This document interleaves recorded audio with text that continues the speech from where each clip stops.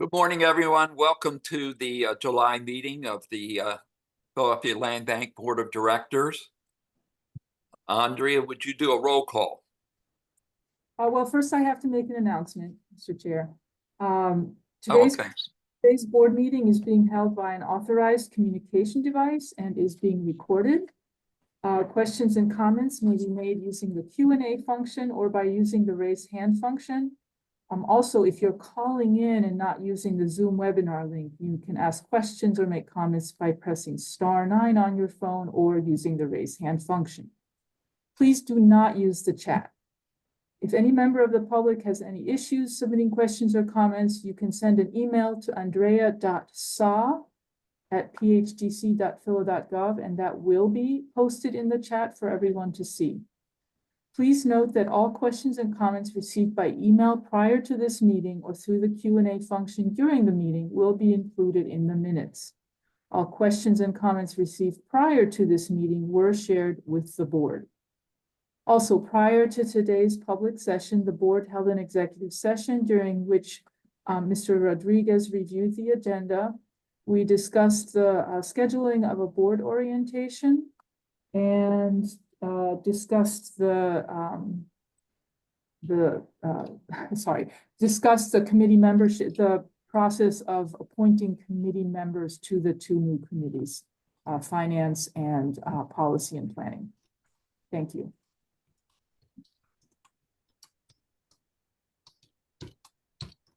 And I'll proceed. Call a roll. Let's see. Cornelius Brown.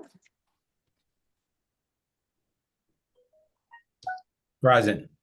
Thank you. Nicholas Dima. Present. Thank you. Andrew Goodman. Present. Thanks. Maria Gonzalez. Present. Calvin Jeremiah. Oh, I think he's having technical problems, so I'll get back to him. Jenny Greenberg. Present. Michael Johns. Present. Rebecca Lopez Cruz. I'm here. Darwin Beauvais. Present. I hope I pronounced that correctly. Majida Rashid.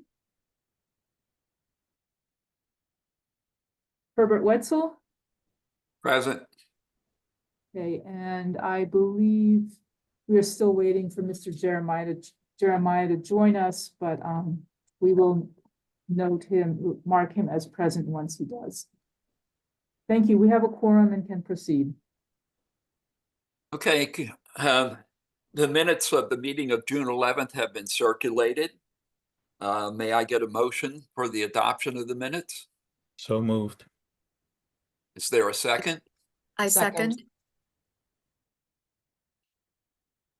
All in favor of adopting the minutes of June 11th, 2024, say aye. Aye. Opposed? Thank you so much. Executive directors. Good morning, board members and public. Today, I want to just go over the executive director's report that was in the board package that was posted to the public. First, I'll just go over the dispositions at the close of the fiscal year, June 30th, 2024. In the fiscal year, the land bank was able to dispose of so I'm just going to explain this a little bit differently.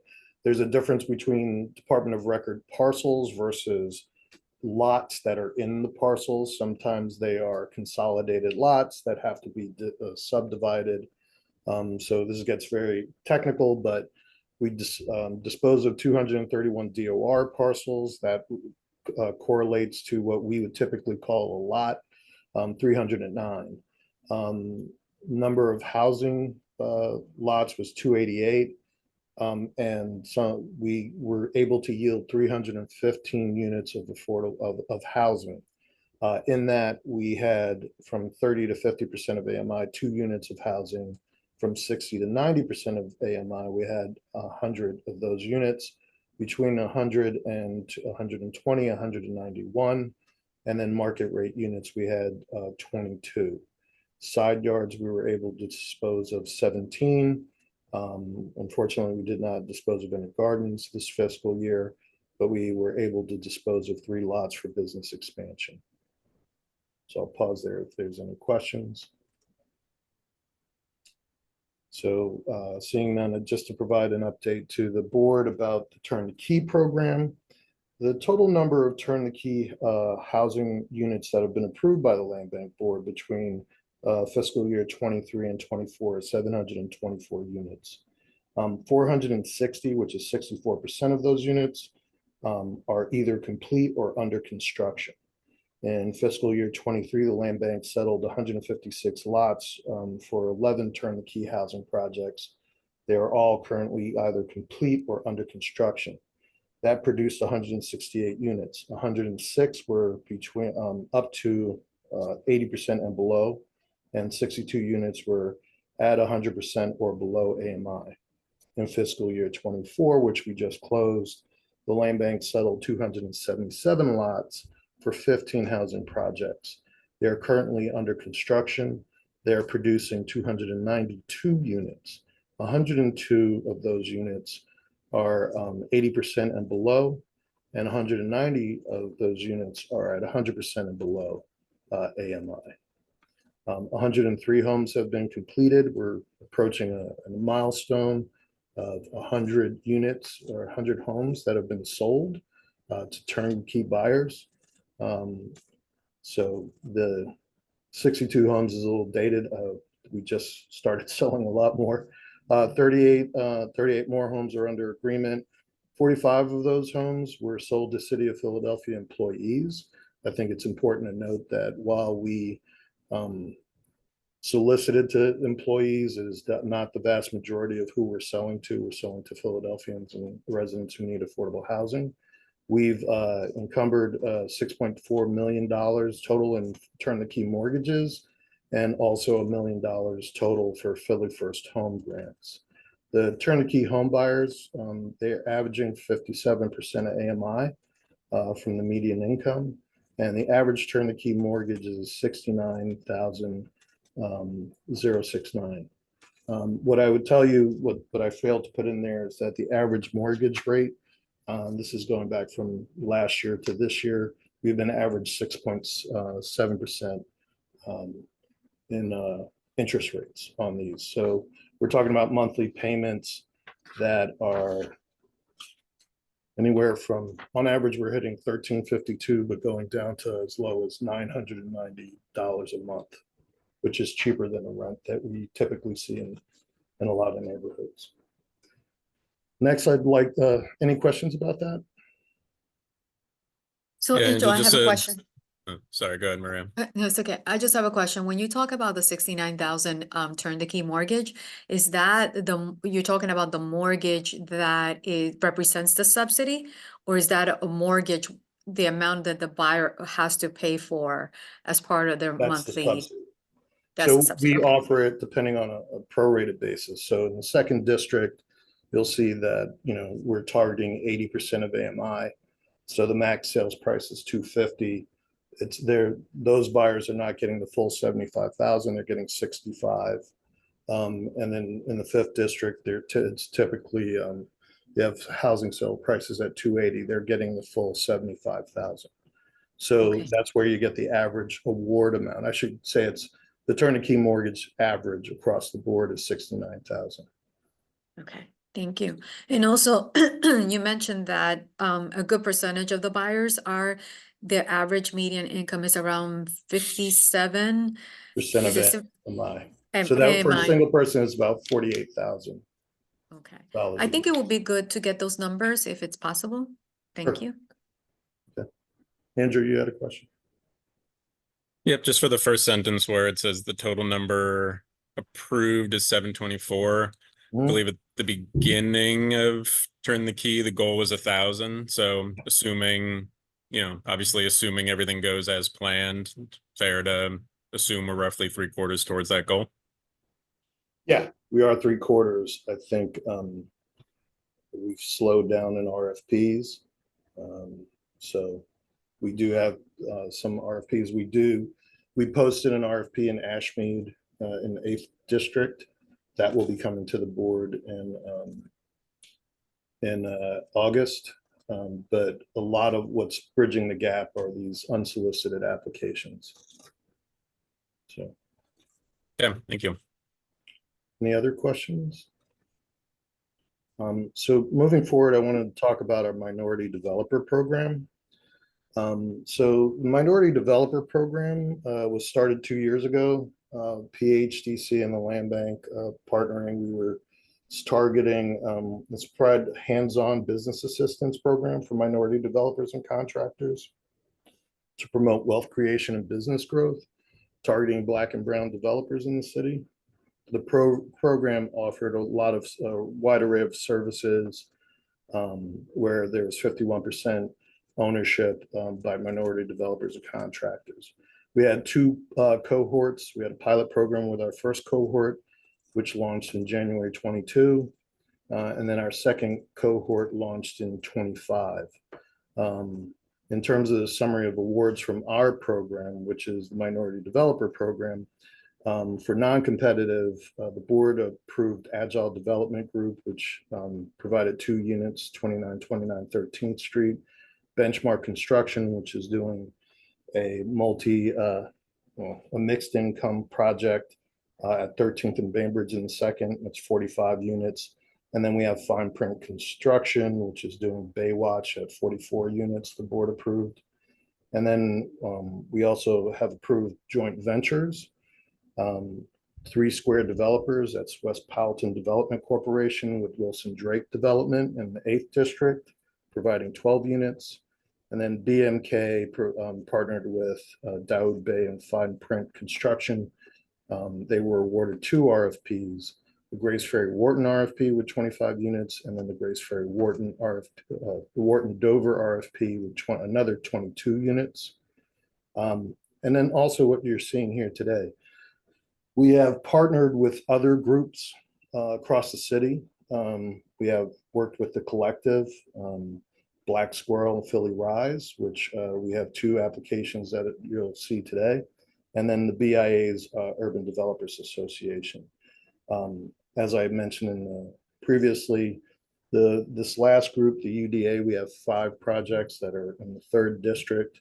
This is a partnership where I would say prime developers that are in the BIA are mentoring Black and brown developers to assist them in getting to this point of being approved. One thing I will tell you is that what type of services that were provided. So Todd Hestan will be presenting the development portion of this. He was providing a regular, communication and assistance to UDA and Black Squirrel, both the administrators of those programs, but also the participants, reviewing applications to make sure that they were compliant with the code and with the standards, and addressing any kind of issues that would come about with this approval process. A lot of one-on-one time with each one. And basically, I just have to give kudos to Todd. He was there anytime they had a problem or any issues or were confused about anything. So I'll leave it there with them. The other thing I will say, though, is as the board knows, we require all projects before it comes to the board to present to the community. Shelvia Williams, who is our community engagement specialist, she provides support at all of these public meetings, explaining the Turn the Key program. So she goes there at the evening meetings to meet with the RCOs and community members. So I want to give a shout out to her as well. So any questions on this issue? Hearing none, thank you, Angel. Let's go to administrative matters. Okay. Administrative matters. Today we are asking the board, that is item 4A. Wait, sorry, there's still more in the executive director's report. There is? The EOP. Oh, Yeah. I'm sorry. Thank you. So one thing I did want to explain to the board and go over with the board is what are the issues around the economic opportunity plan, just so that whenever there is a city subsidy or city land, Any development over $100,000 requires an EOP to be approved. Gardens and open space and side yard dispositions are exempt from this requirement. The EOP is set between the approved developer and the Division of Housing and Community Development. DHCD's Monitoring Compliance Unit is responsible for oversight and compliance. EOP percentages are based on the total development costs, but the number of contracts issued to general contractors, subcontractors, tradespeople, architects, engineers, material suppliers, and based on employees hired to complete the development. For employees, the compliance group also looks at demographic information and residency. So there are multiple areas that they're looking at. So if you have a contract or your supplier, say you have a local supplier, is it a WBE? Is it an MBE? Your development team, is it, are they MBE certified, WBE, or DBE certified? And then every other trade that goes through on that: concrete, carpentry, electrical, and moves on down the line. Reports are due by the 10th day of every month after construction starts. We always have a construction kickoff meeting that is held for each development, at which point the land bank staff, the compliance unit, and the developer meet. The compliance unit reviews the reporting requirements with the developer, and land bank issues a notice to proceed. The compliance unit collects the required information and issues a report to the developer, apprising them of their status in achieving the agreed upon goals. Should the developer materially fall behind the agreed upon goals as determined by the compliance unit will alert the land bank, at which time, depending on the situation, the land bank may issue a stop work order. So what does that mean? So if you get to 50% complete of your project and you are at 0 in your EOP, we will be alerted by the compliance unit. We will have a meeting with the developer, and if need be, we'll issue a stop order for the developer so that they can come up with a corrective action plan. But we won't allow them to proceed. Sometimes what you'll see is that they do not have MBE or WBE contractors for, say, site work, but the majority of their compliance will happen in, say, drywall or electrical or interior work like framing or items like that. Compliance unit shares the final achieved EOP levels at land bank's request, but the land bank is not authorized to report on those numbers. A request of this information must be directed to the compliance unit. And I think, Andrea, I don't know if you want to speak more to that issue. No. Okay. I mean, it's pretty clear. We can certainly request aggregate information in response to the board's request for that information, but we are not authorized to divulge any individual contractor information. That is the purview of DHCD and the office, that particular office. Any So I just have a questions? comment. Yes, thank you. I think that given, I mean, that's great, and thank you for providing that information, Angel, but I think that given the fact that a big part of evaluating proposals for disposition of land really looks at the MBE, WB participation, I think it will be great for the land bank to be able to get those reports more regularly, just to make sure that, you know, as you're evaluating the same developers that are coming for additional land disposition, we can look at if they were able to meet the goals. So I think there can be a way that that information regularly comes back to the land bank to be able to gauge where people, you know, are doing really good, and also if they're meeting their numbers. Yeah, I would echo that as well. I mean, there's, I think, like a overall picture on the kind of the cumulative impact across all land dispositions, but then there's the kind of, project specific or entity specific narrative that's super helpful as well. And one that has been coming up in board meetings and for as long as I've been on it. So whether it has to come from us as a board directly to DHCD, whatever the right mechanism is, we should figure out how to get that, get some level of that information more consistently.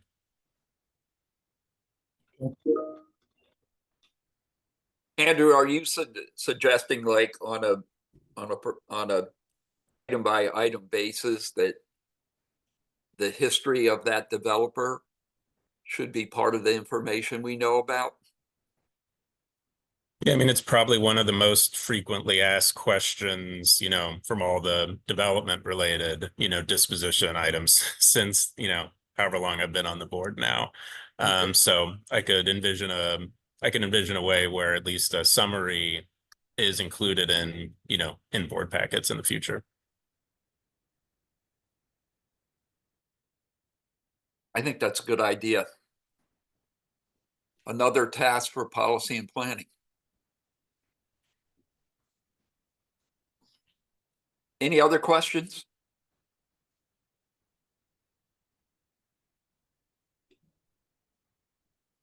Let's move to administrative matters, please. Okay, administrative matters. Today, we're asking the board to authorize a resolution approving the board committee charters. The charters define each committee's role, structure, meeting frequency, its authority and responsibilities. Packages contain the language. Andrea, did you have an amendment to propose or no? I wanted to point out two things. One is that the Land Bank Board has in the past created committees, standing committees, the Finance Committee, the Strategic Planning Committee, and the Policy Committee. Also under the bylaws, the treasurer of the Land Bank is the chair of the Finance Committee. So in this case, we're proposing to combine the policy and the strategic planning committees into one. Since the Land Bank is no longer the institution or the agency that is tasked with preparing a strategic plan under the legislation, but it is now the Department of Planning and Development. And of course, the Land Bank contributes to that, but it's less of a heavy lift than it used to be for the Land Bank. And then the other thing is that we wanted to lay out what are the areas of action that the committee, not action, but review that the committee that are under the committee's purview. A committee cannot have more than 5 members. And also it cannot make any recommendations or decisions.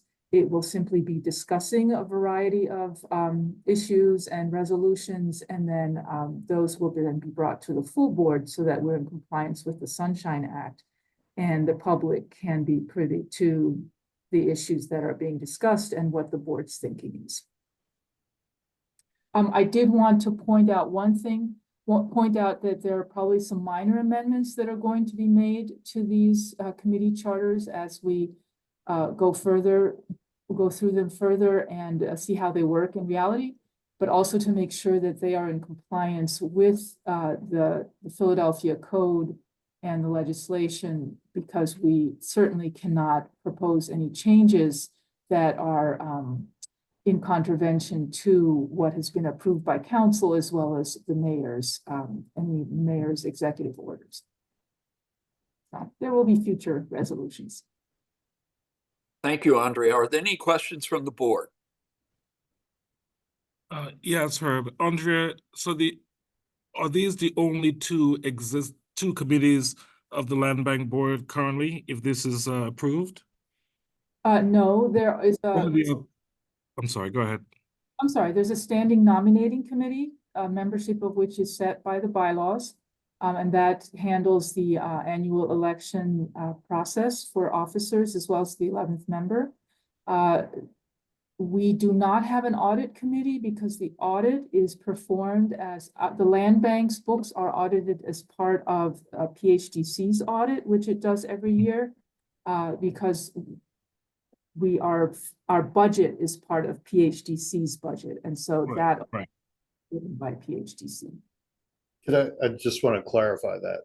So PHDC and the Land Bank Board have an MOU where the PHDC is providing that service in terms of identifying the auditor, issuing the RFQ for the auditor. There are separate audits for the Land Bank, for PRA, and for PHDC. So the Land Bank does get a separate audit. That audit is reviewed at the Finance Committee.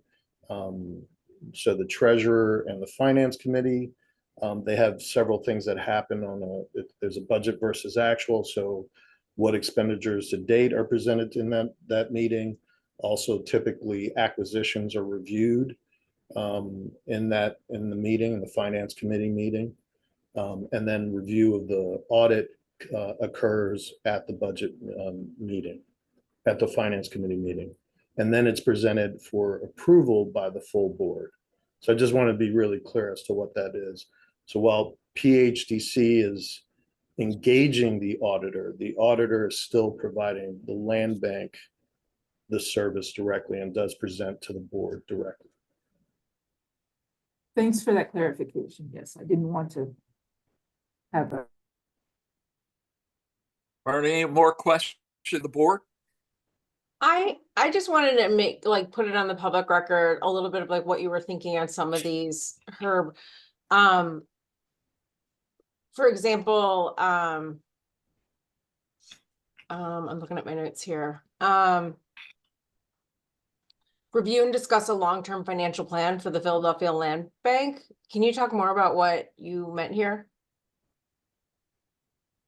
Yeah, I think what we're talking about is, and I understand that this is a year-to-year budget because it's an appropriation from the city of Philadelphia.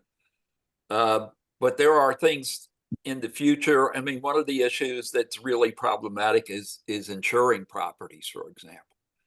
And should we be thinking differently about how much land we keep in the land bank versus keeping it in the city's inventory, for example, where the city is self-insured and that the premiums that we pay, it's not getting any better over time. So we need to understand sort of the fact that we hold land and we continue to hold land is a cost that is not going down in terms of insuring that land and protecting the entity and the board.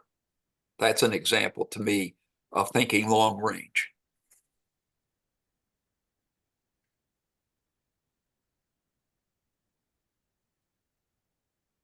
The review and discuss proposed expenditures for acquisitions at sheriff sales. I am assuming that you mean overall, generally, not parcel by parcel. That's correct. Making sure we have the budgetary authority to go ahead and proceed. So just I could provide some background for it, because typically what happens in the Finance Committee is we would look at what's the inventory coming to sheriff sale from the different servicers. In advance, we would propose spending authority for a quarter for each for 3 months, a 3-month time period. We would present that to the Finance Committee, explaining what the use and purpose is, where the acquisition would be by council district, and the Finance Committee would review that. And then we would present it to the full board for just authority to expend those dollars to acquire. The board has to approve any expenditure over $75,000. So typically in the past, depending on the volume of properties that we've been trying to acquire at sheriff's sale, we've spent, close to $250,000 to $400,000 in a quarter. And the board has to review that and approve it. my only concern with that particular line is that I originally read it and took it a completely different way. So I don't know if it's possible, maybe Andrea, we can talk about like an amendment to make that just like a little bit more clear that we're talking about overall acquisitions or an overall budget for acquisitions rather than thinking about individual property acquisition costs.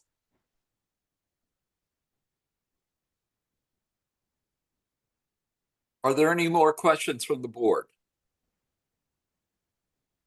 Hearing none, Andrea, are there any? I have one more. Go ahead. Okay, so the review and discuss the financial aspects of major proposed transactions, new programs and services, as well as proposals to just continue programs or services for board action as appropriate. I'd love to understand how you define major proposed transactions. In some ways, this feels a little micromanagey. And I would think that this type of discussion would be something that would occur with the full board rather than just the committee. Right. I could give you an example. So typically the land bank buys vacant land, not structures, because of the liability issues surrounding that. We have in the past where there have been significant situations.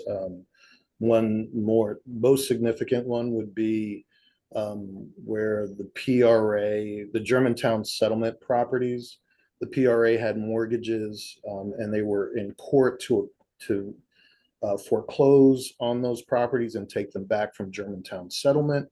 And there was one property, the one Lena Street property, it was a multifamily property.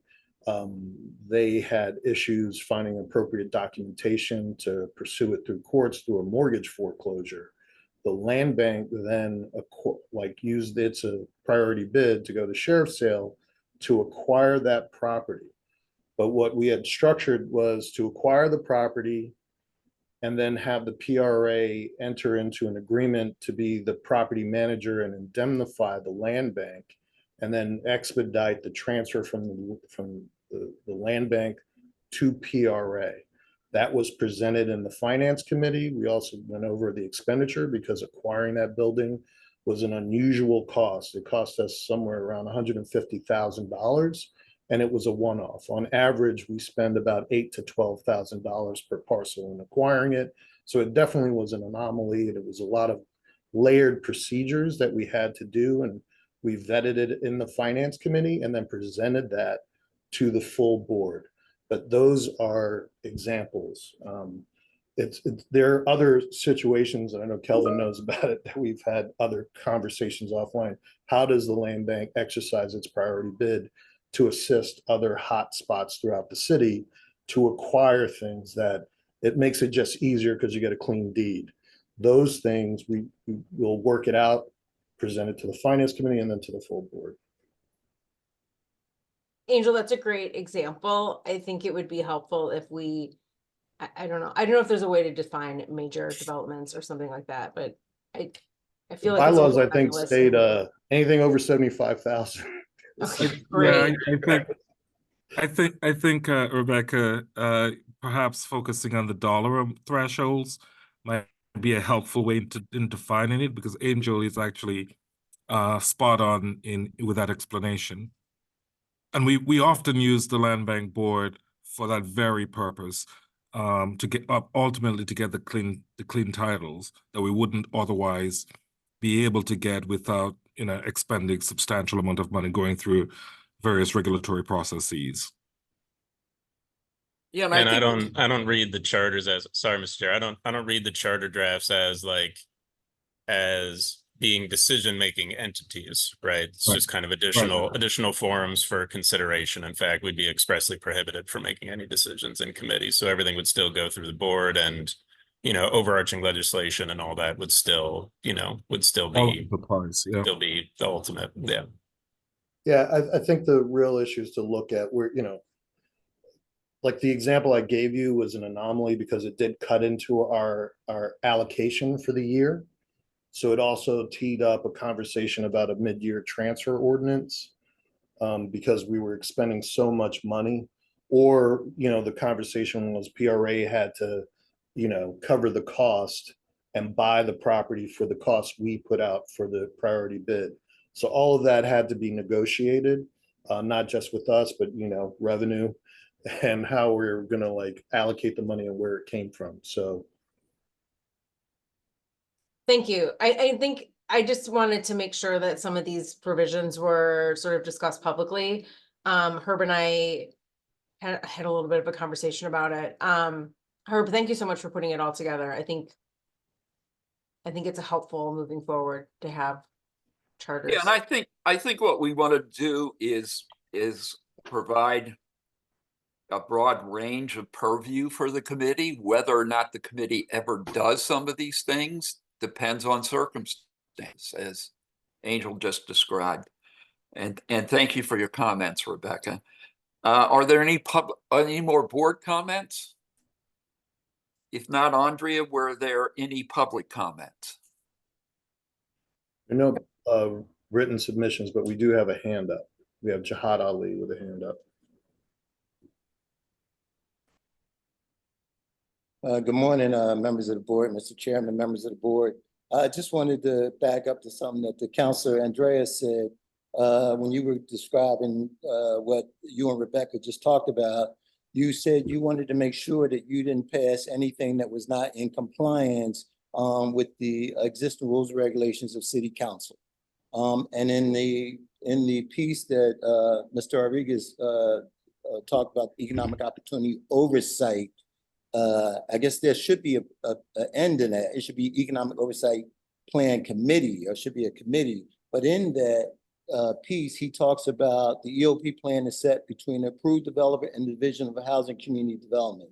I would like to know if that is in spirit and in fact in spirit with the law, in that the city and City Council has designated the Office of Economic Development to be the overseer of all these issues concerning contractors. And then furthermore, you talk about in the bottom of that EOP piece, you say, but the land bank is not authorized to report these numbers.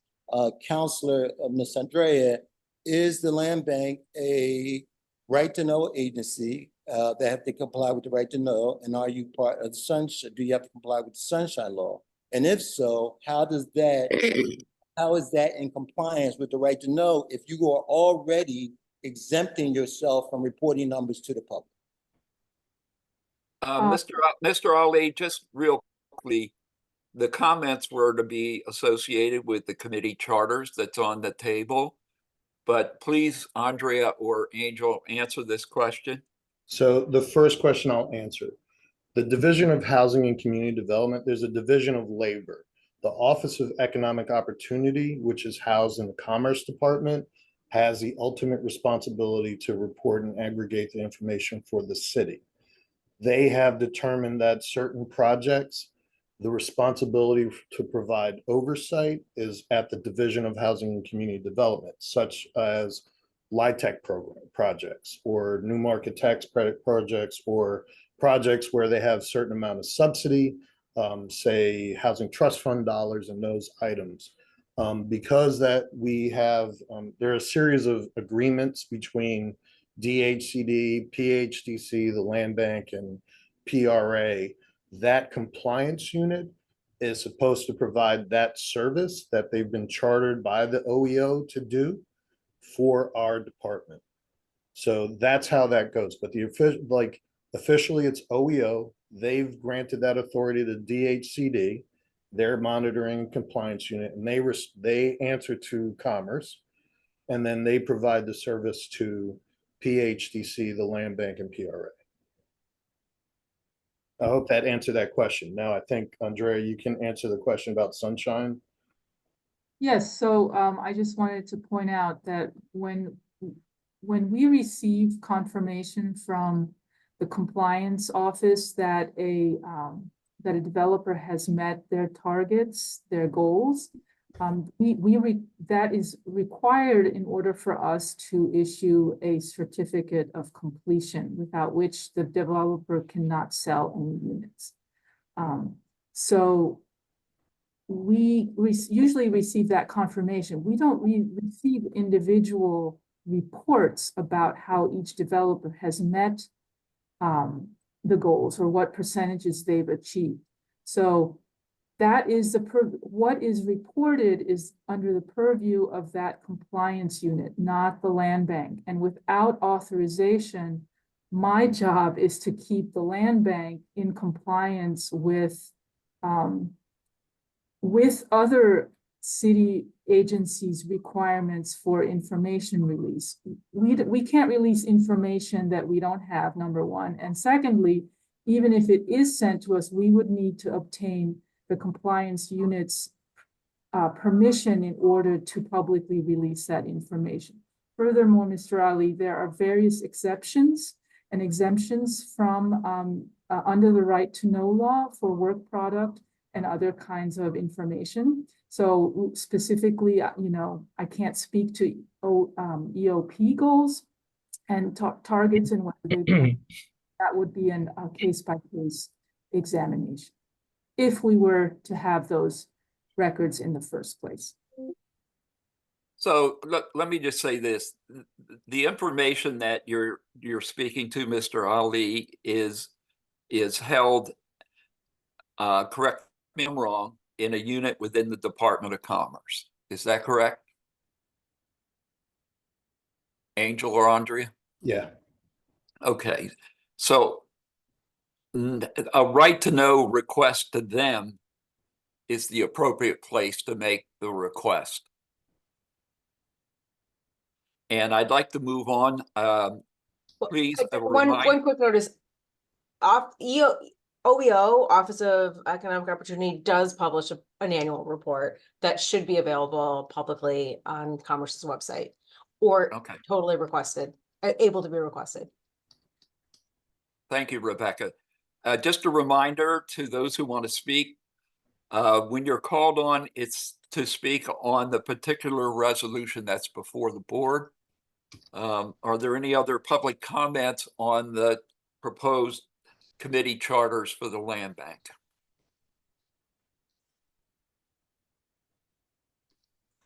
Hearing none, may I get a motion to adopt? So move. Thank you. May I get a second? Second. A motion has been made and seconded to adopt the resolution establishing two committees for the land bank board. All those in favor of the motion and the resolution say aye. Aye. Aye. Opposed? Resolution passes. Next item. Next item for the board's consideration is property dispositions. This is an assemblage, an unsolicited assemblage. Today, we are asking the board to authorize the property below for disposition to Kifl-I LLC, the owner of 5301, 5303, and 5305 Market Street in the 3rd Councilmanic District. They propose to develop mixed-use apartment building containing 4 ground floor retail spaces and 12 market rate apartments on the 2 upper floors. The application was unsolicited and evaluated pursuant to the disposition policy. An EOP plan would apply to this project. The property they wish to acquire is 5307 Market Street, currently held by the city of Philadelphia. Now, in this situation, typically, they have to pay market rate. The appraised value of the parcel in question is $75,000. The market rate appraised value. Also, I would like to propose that an amendment to the fact sheet that correcting a mistake that put it in there as 51%. It should be listing as an assemblage. Sorry. Are there any questions from the board? I don't have a question, just have a comment. I don't know how we do this, but the plans don't match the rendering. The block doesn't match the block that it's on. I don't know how we address those issues, but they need to be addressed because we're just getting information that's incorrect. Are there any other questions from the board? Angel, how is the property currently being used? Vacant lot. There were structures, and the owner demoed it. Got you, got you.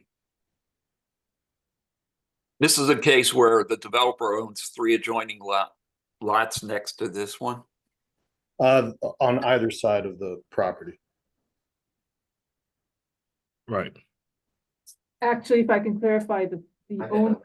applicant owns 5301, I'll call you back. 52, and 5303 and 5305 Market Street. So this is the last lot in that large vacant lot. It's okay, it's hard to tell from the map. Any more questions from the board? And lastly, does the disposition, does the land bank disposition policy, Angel, requires councilmatic support? It does not require it, no. Okay. Andre, are there any comments from the public? Written? Yes, there was one letter received from HMC Squared Community Association, which is the neighborhood RCO. And Eloise Young, who is the RCO facilitator for that RCO, wrote a letter expressing their strong support for this project. They believe that it will help to revitalize it. It's a significant commitment to the revitalization of the community, that both the residential and commercial units will contribute to economic development and housing availability and enhance the overall quality of life. And they urge the board to approve the application. And this Thank you, will Andre. this will be attached to the minutes. Mm-hmm. Are there any comments from the public? Hearing none, may I get a motion to adopt? So move. May I get a second? Second. Motion has been made and properly seconded to adopt this resolution. We'll call the vote. All in favor, say aye. Aye. All Aye. opposed? Mr. Chair, I abstain. Thank you, sir. Can I just clarify that the board has not passed a policy to not allow abstentions? So if yourself, then that's a separate issue because of a potential conflict of interest. No, I have no conflict, so I'll just vote nay then. Okay. Thank you. Next resolution.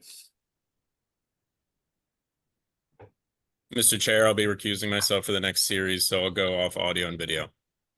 Thank you, sir. I'd like to introduce Todd Hestan. He's a senior development specialist, and he's worked closely with all of the UDA and Black Squirrel developers, and he'll be presenting the projects moving forward. Go ahead, Todd.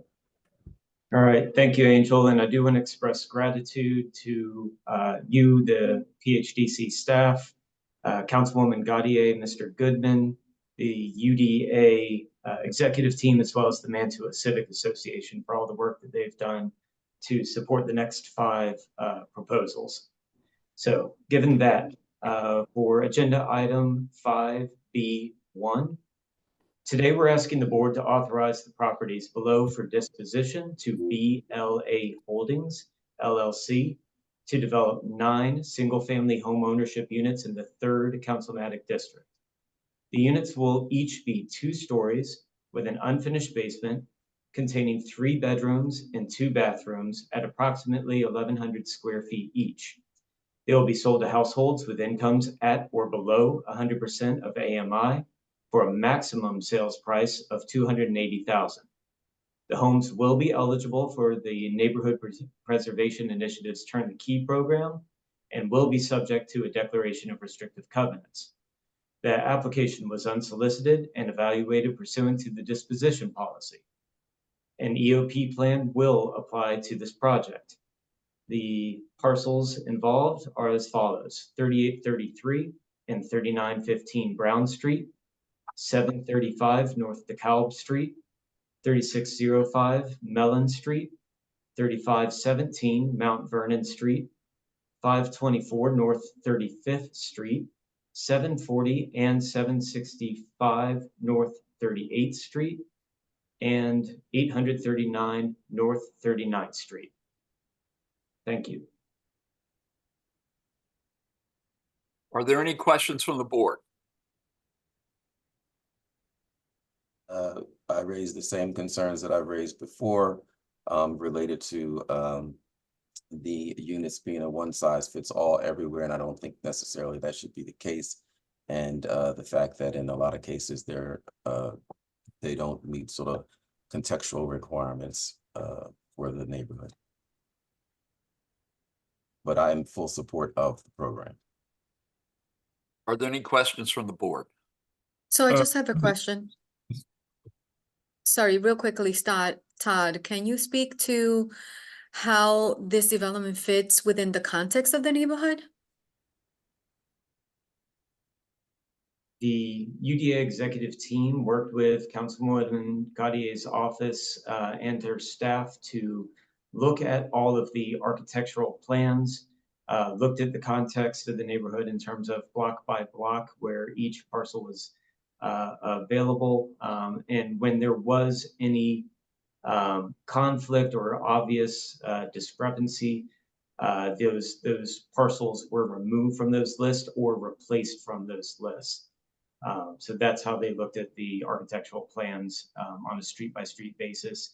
We also encouraged all of the developers associated with the UDA cohort to go and look at the parcels in those neighborhoods block by block, both during the daytime and at nighttime, to see what the context of the community was and how well their proposal fit within those neighborhoods. Thank you. I hear what you say, right? And I don't want to get into sort of a back and forth, but we don't have pictures of every site, right? We don't have the context of every block, so there's no way that we could say that that's, you know, factual other than taking your word. And I'm fine with that. My concern is the same concern that I've had overall. We see the same plans and a number, we're going to see them this afternoon, today, on a number of the projects. It's the same exact layout. It's the same exact plan. I had concern that the third bedroom doesn't have a closet. I know code doesn't require it, but you know, so those are the same concerns that I raised. And I think we had some discussions in executive session. We may be able to sort of address those issues going forward. Thank you, Michael. Any more comments from the board? Yes, Mr. Chairman, I do want to share in Michael's comments. I want to be able to also say that obviously I think there is a willingness of this board, or certainly on my part, to encourage minority participation, minority developers, and frankly to add to the affordable homeownership housing stock in the city, and that does that. I will also say that I think we have a responsibility to ensure, as Michael suggested, that what is being built is consistent with what exists in the neighborhood, and I think that's part of the responsibility that we should be sharing with folks who are coming and asking for public properties. And then lastly, Mr. Chairman, again, I want to share for the record some of the uneasiness around the unsolicitation. I understand in this context, though, that the work that Angel and his team has done in ensuring the due diligence and ensuring the appropriateness of the disposition, but it would be good to have some visibility around that, ensuring transparency around that. So those are my comments, but I'm supportive of the idea of bringing additional units to the city where it's badly needed, in my view. Thank you, Calvin, and Calvin, Michael, and others. One of the things I'm going to task the new Policy and Planning Committee with is hashing out these particular issues in terms of context and unit size. We're going to find out what we can and can't do regarding that. So thank you both for your comments. I appreciate it. Are there any other questions from the board? Andrea, are there written comments submitted on this item? So, Councilwoman Gautier for the 3rd Council District submitted a letter that supports actually all 5 projects, minority developer projects that are before the board today. I'm just going to read it once. Dear Executive Director Rodriguez, I'm writing to express my support for the 5 homeownership proposals in the Mantua section of the 3rd Council District that is being considered by the Land Bank Board of Directors at this month's meeting. Mantua is a community that has been overrun by multifamily new construction in recent years, given its proximity to Drexel University. Neighbors are clamoring for more single-family homeownership development, and proposals like this are one way we can answer that call. I see these proposals as one way that dispositions of city-controlled land can achieve multiple benefits at once. These projects respond to a neighborhood need, they prioritize Black and Brown equity and ownership, and they improve by engaging community members well before it was required of them to do so. Other interested applicants should take note. Though the maximum sales price is not on its face affordable in quotes for many, thanks to turn-the-key soft second mortgages, these proposals can generate a majority of its homes sold below $200,000. These are uniquely accessible housing and wealth generation opportunities in this part of my district that very much wants it, and it's for this reason that I support this proposal. Thank you for your consideration. Sincerely, Jamie R. Gautier, Council Member, 3rd District. Then we have a letter from Rick Young, one of the founders of Urban Developers Association, expressing his strong support for BLA Holdings LLC and their proposal to develop 9 homes. He is very excited about the project as it holds the promise of delivering multiple positive impacts to the community. It will empower and uplift developers of color who possess an intimate understanding of their neighborhoods. It also aims to address the long-standing lack of diversity within the traditionally white-dominated field, creating a more inclusive and equitable environment for all. It also seeks to foster the growth of wealth within the community by promoting affordable home ownership, thereby generating a ripple effect of prosperity. It is a remarkable opportunity, and he hopes that the board will approve this project and strongly supports it. I should point out that he has also written multiple letters, as have many of the other letter writers, in support of all these projects, so I will just mention the name with future projects and not read the letter.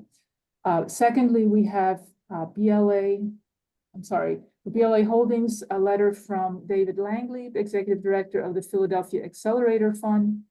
He is strongly supporting BLA Holdings application in the 3rd District. They are mission focused on providing the but-for financing for constructing affordable homes for Philadelphia residents built by small Black and Brown-owned development firms, as well as nonprofits. They have submitted a letter of interest for a portion of the project financing, and he's writing to reaffirm their strong support for the construction of new quality housing that's eligible for turn-the-key and the interest-free forgivable second mortgage on each new 3-bedroom home. Lastly, Mantua Civic Association sent a letter wholeheartedly supporting the proposal and urging the board to grant the necessary approvals to facilitate its timely implementation. They look forward to seeing the positive transformation this development will bring to their community. And that is Dwayne Drummond of the Mantua Civic Association. Thank you. Thank you, Andrea. Are there any comments from the public? We have a hand raised from Mohammed Rushdie.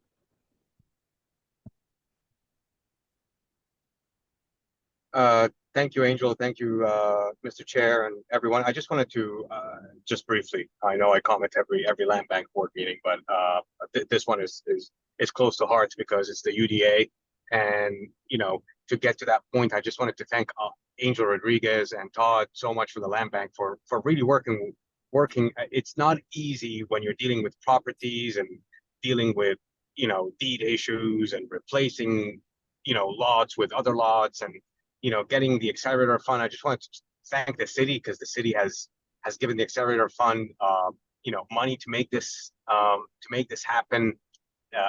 Councilwoman Jamie Gautier and really being a great liaison between the community and between UDA and getting this done. And, last but not least, the BIA that has just, Michael Tomasetti, Max Franco, Zach Franco, everyone that you have seen as the usual suspects have been part of this and part of the training and making sure that the banks, fall in line with in getting the financing for senior debt.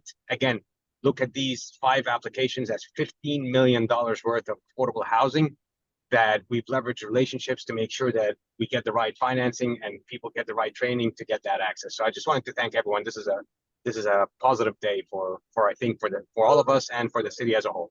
Thank you so much. Thank you. Are there any other public comments? We have David Langley from the Accelerator Fund. Go ahead, David. Good morning and thank you. I just wanted to reaffirm what Mo just said. I'm Dave Langley with the Philadelphia Accelerator Fund and wanted to express both my strong support for BLA as well as all the dispositions before the land bank today from UDA and Black Squirrel participants. We've long been supportive of the construction of new affordable for sale housing via Turn the Key. You'll see several LOIs that we've submitted. We're very appreciative of the capital that we've been able to raise in partnership with the city.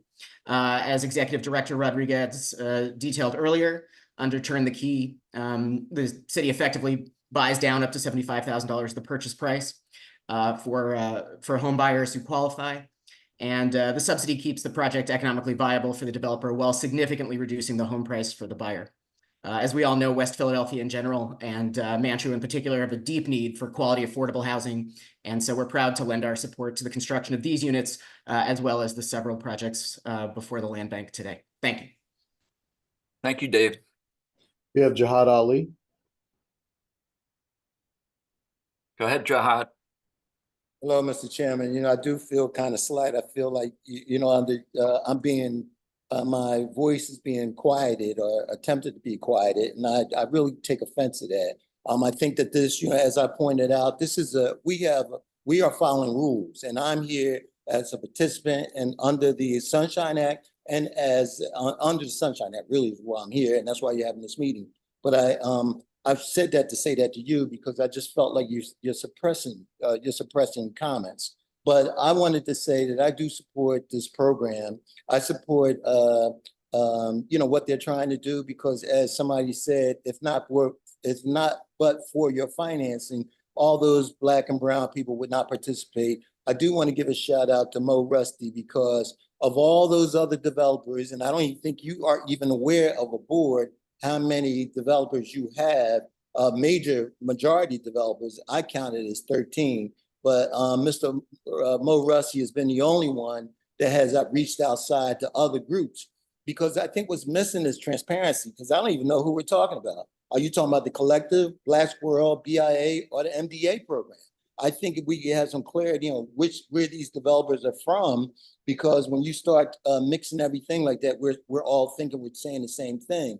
And I'm not clear exactly how many people came out of cohort of 1 and 2 of the MDA that are participating versus BIA's and UDA program, the collective and Black Squirrel. So I just want a little bit more transparency on that. And as I pointed out, have been historically pointing out, I think we need some accountability on these construction dollars that are going to be spent. Thank you. Thank you, Mr. Ali. Are there any other public comments? We have Michael Tomasetti.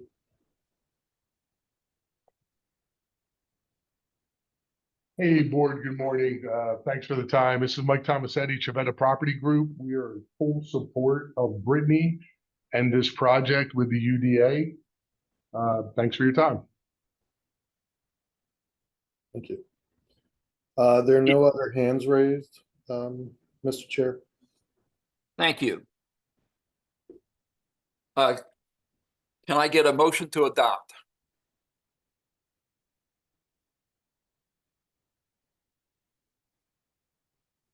Hello?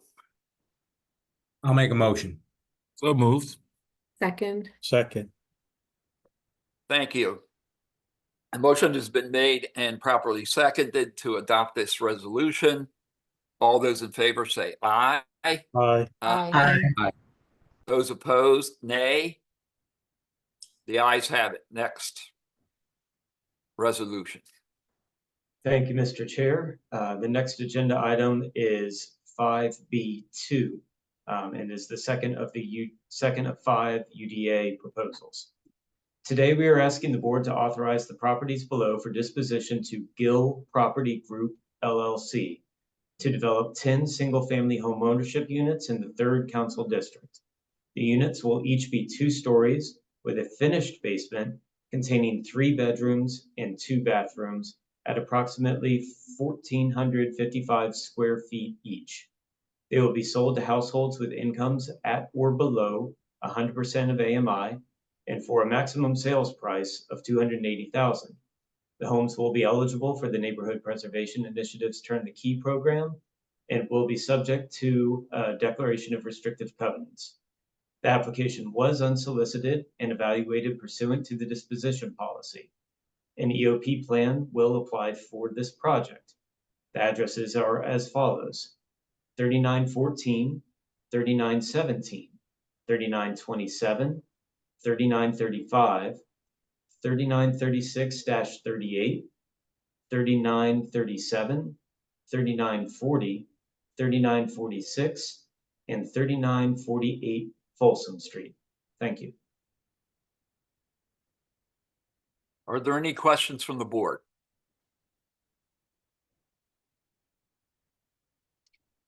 Hearing none, Andrea, was any written comment submitted on this item? Yes, for Gill Properties, am I pronouncing that correctly? Correct. Yes, we received again, letters from David Langley at the Philadelphia Accelerator Fund in strong support. The Mantua Civic Association, Dwayne Drummond, in full support of this project. And the Urban Developers Association, Rick Young, fully supporting this project and urging the board to approve it. And again, Councilwoman Gautier included this project in her letter of support. Thank you, Andrea. Are there any comments from the public? I don't see any hand raised. Hearing none, may I have a motion to adopt this resolution? So moved. Can I get a second? Second. The motion's been made and properly seconded. All those in favor of this approved resolution say aye. Aye. Opposed, nay. The ayes have it. Next agenda item, please. Thank you, Mr. Chair. The next agenda item is 5B3. Today, we are asking the board to authorize the properties below for disposition to Northwest Development Group LLC to develop 10 single-family home ownership units in the 3rd Council District. The units will each be 2 stories with an unfinished basement containing 3 bedrooms and 2 bathrooms at approximately 1,200 square feet each. They will be sold to households with incomes at or below 100% of AMI for a maximum sales price of $280,000. The homes will be eligible for the Neighborhood Preservation Initiative's Turn the Key program and will be subject to a declaration of restrictive covenants. The application was unsolicited and evaluated pursuant to the disposition policy. An EOP plan will apply to this project. The addresses are as follows: 3539 Aspen Street, 3624 Brown Street, 610, 612, and 614 North Shedwick Street, 3405, 3830, and 3832 Wallace Street, 682 North 33rd Street, and 620 North 35th Street. Thank you. Thank you. Are there any questions from the board? Hearing none, Andrea, were any written comments submitted on this item? Yes, David Langley of Philadelphia Accelerator Fund, Rick Young of Urban Developers Association, and Dwayne Drummond of Mantua Civic Association all submitted letters in strong support of this project, along with Councilwoman Gautier's letter. Thank you, Andrea. Are there any comments from the public? We have Jihad Ali. Thank you, Mr. Chairman. Todd, I wasn't sure, is this Jordan Parisi's project?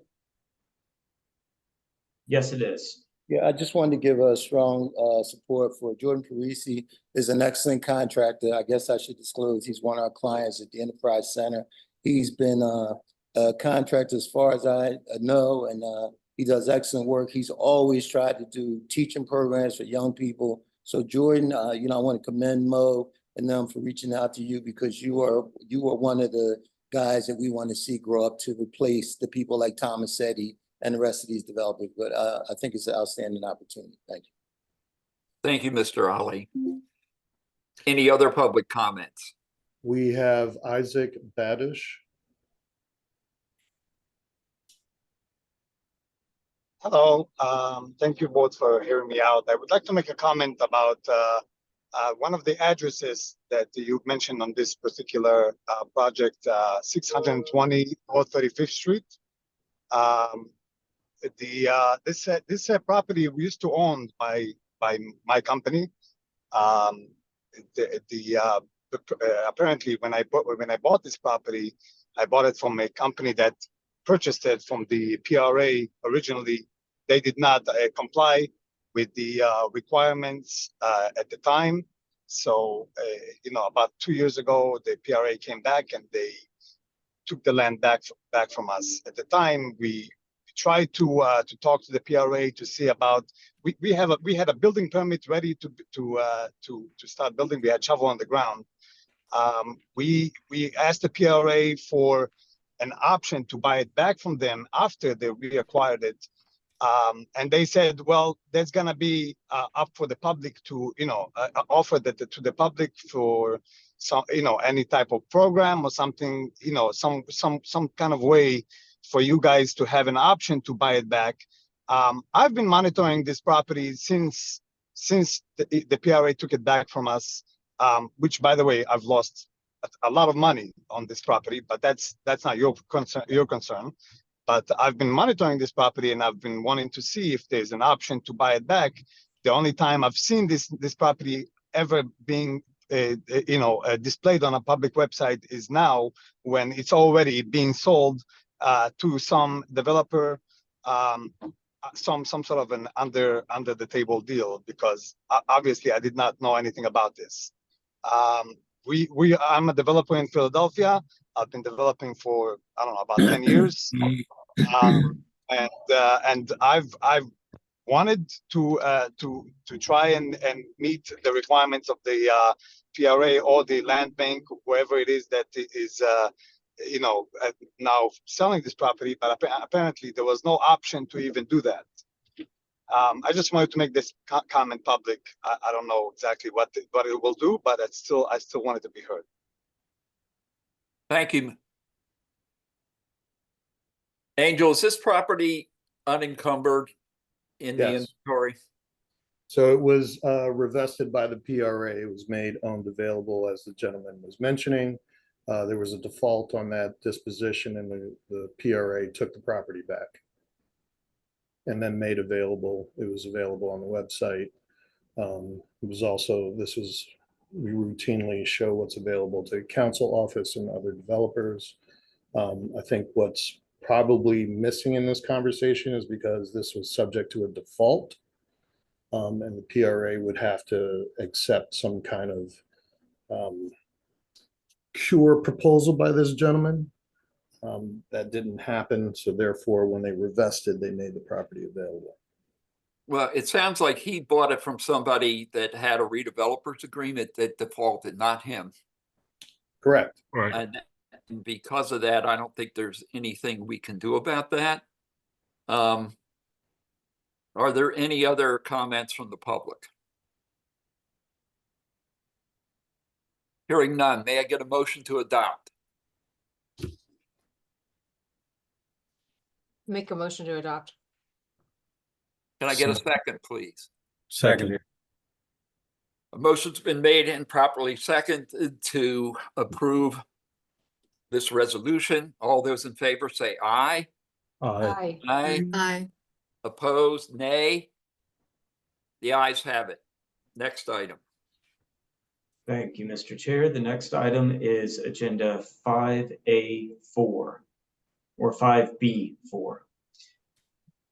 Today, we are asking the board to authorize the properties below for disposition to Project 4 LLC to develop 10 single-family homeownership units in the 3rd Council District.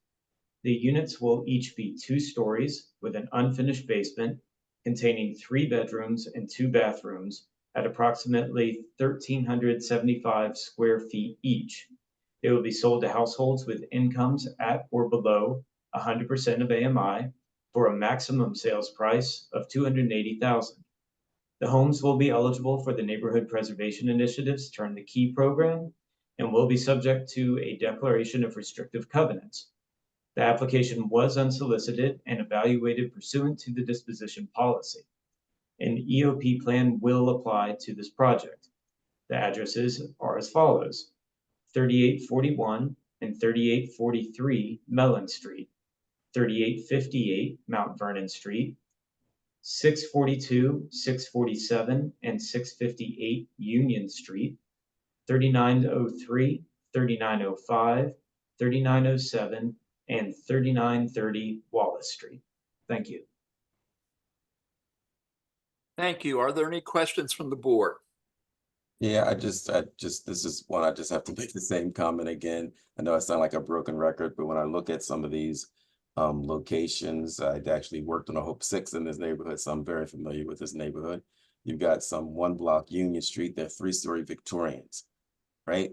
With porches, front yards, right? Other sites all have porches. And we're going to put this same unit that was in other proposals on these blocks. I just think we got to think about it. Thank you. I have a question, because for the uninitiated, when it comes to architecture, like why is every proposal the exact same unit? My exact same question. Great question. Like, I don't like, is it, are the plans just online? Like, why is everybody just downloading the same thing? Like, I don't get it. They also all kind of look the same. Yeah, I They think do we look the can same. answer that question by the fact that there's certain economies of scale. And that, you know, if we were to build replacement 3-story Victorians, they'd be far out of the reach of anybody who we're trying to serve. Yeah. That does not eliminate the need to have a thorough discussion about context. Don't get me wrong about that. I wasn't sort of saying match the exact architecture. No, I understand. I'm just saying. But there are units that we've seen of the same cohort that have provided porches and have provided 3-story models of a similar type product, right? So if there's a way to do it so it is affordable and more contextual, that's my only thing that I'm saying. And I agree with you, and I think we need to grapple with that. Right. I think it makes me uncomfortable, and especially hearing discussions about how there was all this thoughtful process that took place to, when this particular proposal was being reviewed, and what we see is not that. And and it's not that I don't want to approve affordable housing development in the city, because we do, and we want to do it, but we just want to make sure that we're doing it respectfully to the community where these houses are being built, and making sure that the context of the community is really taken under consideration, and that we're turning out quality product in those communities. And I'm sure it's going to be a quality home, but making sure that we're just respectful of the neighborhood where this is being built. And I think that we're doing a disservice to the developers if we are not sharing those concerns and also helping them how to prepare a very thorough package that gets presented at the board meetings. But I also think, Mr. Chairman, that Maria and Mike and I think Rebecca as well is pointing out the obvious. We want to be sensitive to the cultural context in which we're doing these construction projects. Here you have different developers essentially providing the same plans, but in different parts of the neighborhood. That seems inconsistent. So a thoughtful examination, I think, of what is being presented and to push back against some of that. We do these here, and other developers who are using public funds are going through the very same process. I hold Maria responsible for that, and Mike is correct. On the Hope 6, we've done this. Wanted to make sure that we are not building things that don't work within the neighborhood context, and being culturally sensitive to neighbors who are there and who have lived there. And I think those are the kind of question that, as part of our own due diligence, the land bank, I mean, we should be examining and asking some tough questions. And I'm not quite sure, Rebecca, that they look good, to be honest. I really don't want to be in the business of like monitoring taste. I completely understand that Michael Johns' points that like, if this is a neighborhood that has porches, or this is a neighborhood that, you know, whatever, it's 2-story or it's 3-story and now we're putting in 2 stories. I get it totally. I don't want to be an arbiter of taste or design, but just the fact that they're all exactly the same, and like, what is there no way to make things more unique to particular neighborhoods? Thank you. You have outlined one of the first tasks for our Policy and Plan Committee. Appreciate it, because we do have to have this kind of in-depth discussion about what we can require for unsolicited proposals. So thank you. I vote to assign Rebecca to that committee. Oh, she's chairing the finance. I'm already the chair of the finance committee. Or any other comments from the board? We have one more hand raised. Jihad Ali has his hand raised. No, we haven't. Well, I haven't got any written All right. comments submitted All right. on this item. Thank you. Can I proceed with the written comments then? Yes. Thank you. So this project 4 application received a large number of support letters and one sort of opposing letter. So the support letters came from Rick Young, Urban Developers Association, Dwayne Drummond from Mantua Civic Association, RCO, David Langleib of the Philadelphia Accelerator Fund, Amira Coleman, Compass Realty, Sylvani Arredondo, who's the founder of Connecting the Dots, Kyle Easley with BKP Development Group, Mike Gargiulo from the Howe Group, hope I didn't butcher that, Shania Smith, homeowner in the neighborhood, and Anthony Bright of Seamless Pros. All were very strongly supportive of this project and of the developer, and are urging the board to adopt the resolution. We also had one letter from Shari Gilliard, who is a neighbor. She is asking the board to allow one of the spaces to be used as a green space. She's a longtime resident in her home and the area, and has been part of the area for 4 generations, like many others in the neighborhood. She said that 2 of these addresses were cared for and maintained by another community member before she passed away. She has also, Ms. Gilliard has also worked for a long time cleaning and maintaining areas long before the services for these lots were provided. And she says she's tried to work with the land bank previously on the 3930 Wallace Street, on acquiring 3930 Wallace Street. And she says she didn't receive a response or follow-up. We did check, and she is not qualified to acquire the property because she is not, her home is not adjacent to the property. So she is hoping that this short letter will make a difference in your considerations for the areas mentioned. And she would like the community to be afforded an opportunity to be part of the change they see. And that's it. Thank you. Thank you, Andrea. Are there any comments from the public? We have Jihad Ali's hand raised.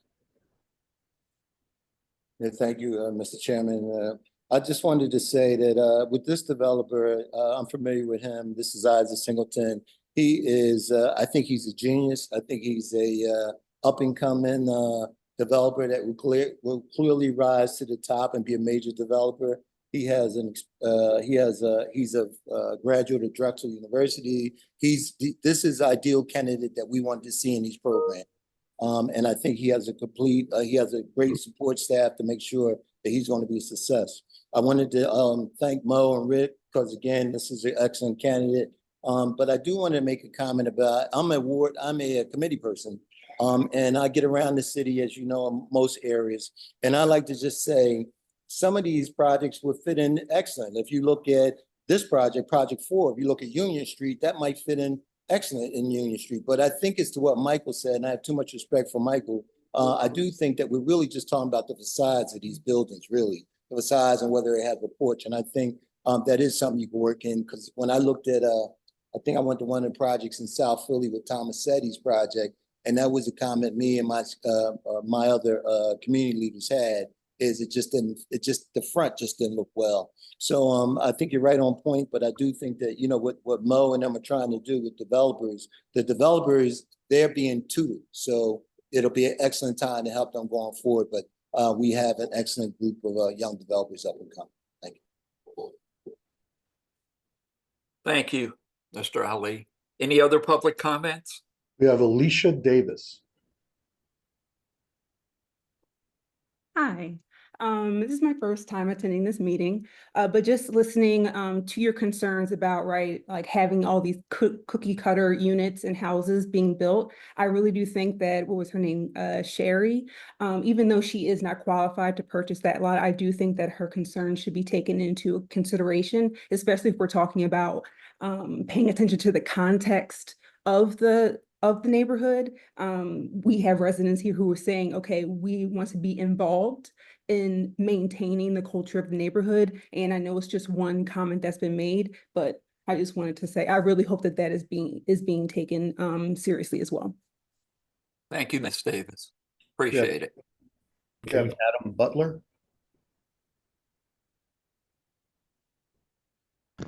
Hi, it's frustrating to hear a conversation from a community member once again who tried to acquire property, was maintaining it as green space, and didn't get any help from the land bank office. You just simply said that she wasn't eligible for a side yard, but there's other opportunities to acquire those properties that are not side yards. It's not clear to me that you guys ever got back to her based on her inquiry, and we should be not disposing of properties that have been previously used. There's plenty of vacant properties available in that neighborhood that can be made available, and this one should be exempted. Thank you, Mr. Butler. Any other public comments? There are no other hands raised. Thank you. Can I get a motion to adopt this resolution? So moved. May I get a second? Seconded. A second. Thank you. A motion has been made and properly seconded. All in favor, say aye. Aye. Opposed, nay. Ayes have it. Next item, please. Thank you, Mr. Chair. The next is agenda item 5B5. Today, we are asking the board to authorize the properties below for disposition to Rosario Estates LLC to develop 10 single-family home ownership units in the 3rd Council District. The units will each be 2 stories with an unfinished basement containing 3 bedrooms and 2 bathrooms at approximately 1,100 square feet each. They will be sold to households with incomes at or below 100% of AMI for a maximum sales price of $280,000. The homes will be eligible for the Neighborhood Preservation Initiative's Turn the Key program and will be subject to a declaration of restrictive covenants. The application was unsolicited and evaluated pursuant to the disposition policy. An EOP plan will apply for this project. The addresses are as follows: 3607, 3830, and 3832 Mellon Street, 3837, 3917, 3938, 3940, and 3944 Mount Vernon Street, and 612 Union Street. Thank you. Are there any questions from the board? Andrea, have we received any written comments on this item? Yes, in addition to Councilwoman Gautier's letter, again, we received letters from, let's see, Rick Young at the Urban Developers Association, David Langley, Philadelphia Accelerator Fund, Anthony Rogers, who's a business owner in the neighborhood, Maridalia Gonzalez, a longtime resident of the neighborhood, and Matu Threat, who is also a Philadelphia resident who's supporting this, this proposed project, all came out in strong support of the developer. Are there any comments from the public? I don't see any hand raised. Hearing none, may I get a motion to adopt? So moved. May I get a second? Second. Thank you. A motion has been made and properly seconded to adopt this resolution. All in favor say aye. Aye. Aye. Opposed, nay. The ayes have it. Next item. Thank you, Mr. Chair. To note, that concludes the 5 proposals for the Urban Developers Associations in the Mantua neighborhood. The next 2 proposals are submitted in coordination with the Black Squirrel Philly Rise program. And I want to express gratitude to their executive team, their developers that they're working with, as well as the numerous RCOs that have coordinated on these proposals as well. Thus said, the next agenda item is 5B6. Today, we are asking the board to authorize the properties below for disposition to JES Capital Investments, LLC, to develop 5 single-family homeownership units in the 5th Council District. The units will each be 2 stories without a basement, containing 3 bedrooms and 2 bathrooms at approximately 1,160 square feet each. They will be sold to households with incomes at or below 100% of AMI for a maximum sales price of $280,000. The homes will be eligible for the Neighborhood Preservation Initiative's Turn the Key program and will be subject to a declaration of restrictive covenants. The application was unsolicited and evaluated pursuant to the disposition policy. An EOP plan will apply to this project. The addresses are as follows: 2605, 2607, 2608, 2610, and 2622 North 29th Street. Thank you. Thank you. Are there any questions from the board? Yes, Herb, I do have a quick question for Todd.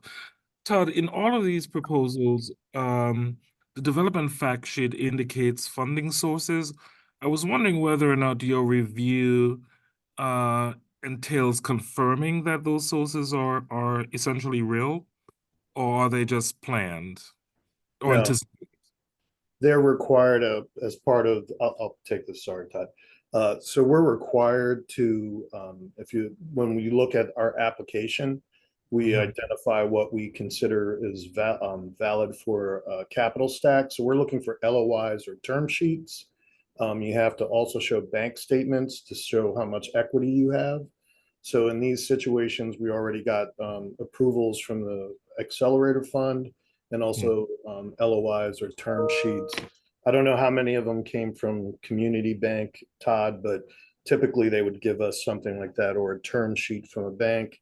Obviously, as we get closer to settlement, those would change, but it gives the outline and says they have to have a complete capital stack or they're not qualified. We do it because it's unsolicited and we Mhm. do not provide any type of subsidy other than to discount the value of the land. Right. We do not, if you don't have a complete capital stack, you are not a qualified application, therefore they would not go to the board or Gotcha. pursue. Thanks for that explanation. That's very helpful. Question, since all these, Yes. since a lot of these developments look exactly alike and have the same plans, is it the same architect? Or the same architecture firm? I can't speak to that. Todd, would you happen to know? All of the developers have their own unique subcontractors to each of the jobs. There's no single architecture firm that is providing services to all 7.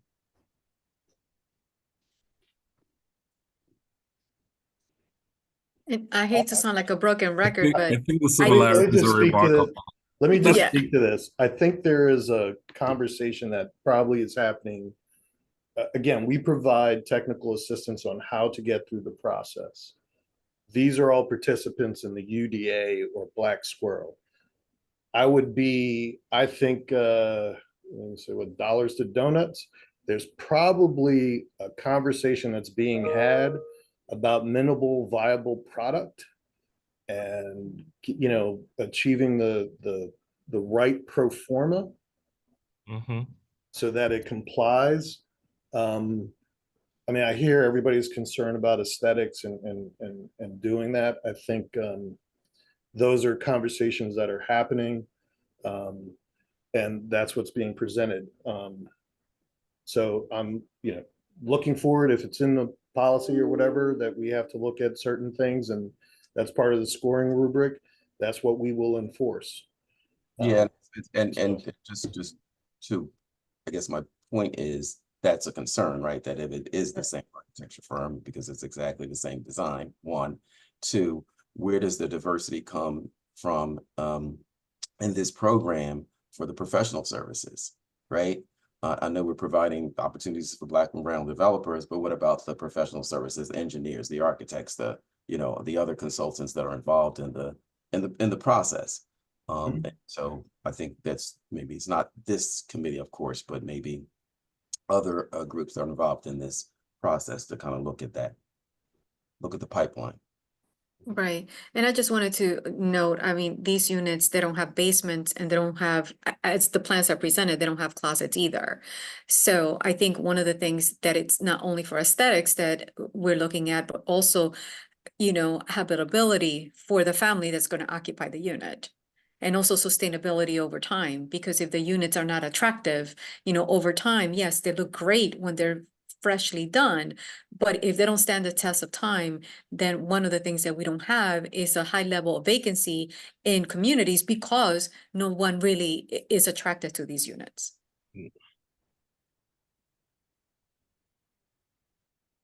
Are there any other questions from the board? Andrea, do you have any written comments on this item?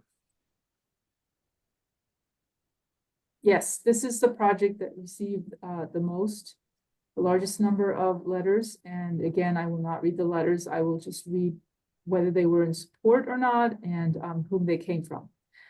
So Lauren Stebbins from the Barra Foundation, Brian Murray from Shift Capital, Aubrielle Kituma, who didn't identify herself otherwise, Brandy Ross, same thing, Sangkan Fuansuvan, and I apologize for that pronunciation, who is part of Black Squirrel Collaborative's Philly Rise initiative, David Langley of the Philadelphia Accelerator Fund, Damian Smith of Smith Property Works, Mark Lawson of Renew, again, part of the Black Squirrel Collaborative, Kyla Field, not otherwise identified, Kevin Williams, Black Squirrel Collaborative, Brian Collins of 610 Cars, Nadira Brown, also known as Nadira Riley, Varsovia, and that was the only identification given. Varsovia Fernandez, who is with the Pennsylvania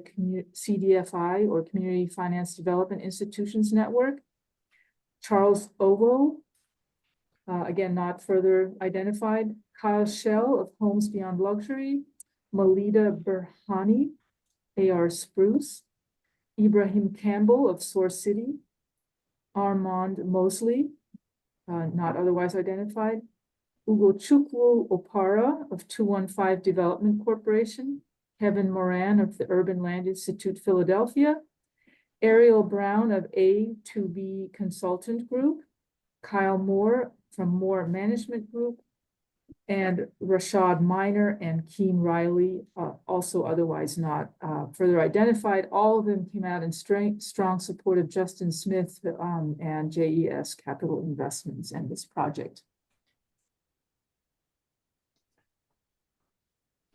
Thank you, Andrea. Are there any public comments on this item? I believe we have the developer, Justin Smith. He has his hand raised. Please go ahead, Mr. Smith. Hello, can you hear me? Yes, we can. Thank you. First and foremost, I want to thank Black Squirrel and Todd for your support. First, I want to tackle the design. I know Michael had questions. These plans with closets. I'm a investor that have well over 100 homes that I have renovated. I've been in business since 2014. I totally understand your concerns when talks about the aesthetics, right, when it comes to a home. But these homes that we're building are, you know, between 11 to 1,300 square feet. There's only but so many ways you're going to have a 3-bed, 2-bath home, right? So the layouts, right, are probably going to look very similar. It's going to be 3 bedrooms. Again, I've rehabbed many, many homes. It's going to be 3 bedrooms on the second floor, 1 in the front, 1 in the middle, 1 in the back. Off the front bedroom, a lot of times you can have the ensuite of the master bath, right? The middle room is going to be the smaller room. Then you can have the rear room, and you're going to have a hallway bathroom. This is the same layout that the existing homes in a lot of our areas are currently, because I've rehabbed a lot of homes in these areas. So while many of you now are familiar with myself or company, I've been providing, me and my wife, I should say, have been providing affordable quality homes via our rental portfolio for many years. We literally did our first rent increase because we're very passionate about affordable housing. We did our first rent increase literally 8 years, and this was due to the city raising our taxes on our properties 100 to 300% on some of our rental properties, literally, okay?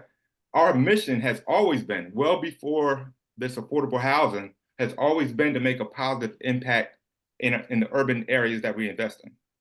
We believe in providing good quality living conditions, which we and my wife are passionate about, help foster better outcomes for families, okay?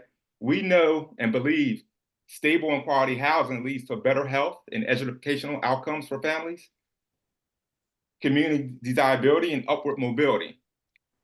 We saw this firsthand by the impact it has on the families of our tenants, okay? And we're looking to bring that same excitement with our development projects. I don't want us to get caught up with the facades of these buildings because they can change. And I totally agree with Michael and Maria, right? It should align with the community, right? But me and my other peers, my other cohorts, we have been in this program for going on 2 years, right? And we don't intend to go anywhere. Todd has been with us, Tom, and other members, right? So we are passionate about making a difference. And it's unfortunate that we have these bottlenecks in the system that, you know, it's kind of discouraging, right? It is pretty discouraging. Again, so the part of our success is our team of contractors. I haven't done this on my own. I am a minority-based community. I employ other minorities a lot of times in the areas that I work with. So I'm big on that. And if this project is approved, I think this will be the start of a good working relationship with the city of Philadelphia and the land bank. So again, thank you, and I'm willing to field any questions. Thank you for your comments, Mr. Smith. We have Benita Cummings. Can I just say something before Ms. Cummings can speak? I meant to let the board know that during the beginning of the board meeting, I received an email from Ms. Cummings stating that she thought there would be another community meeting with the developer and that she would prefer that the board table this item. So I just wanted to put that in there. I meant to say it earlier. Thank you. Ms. Cummings.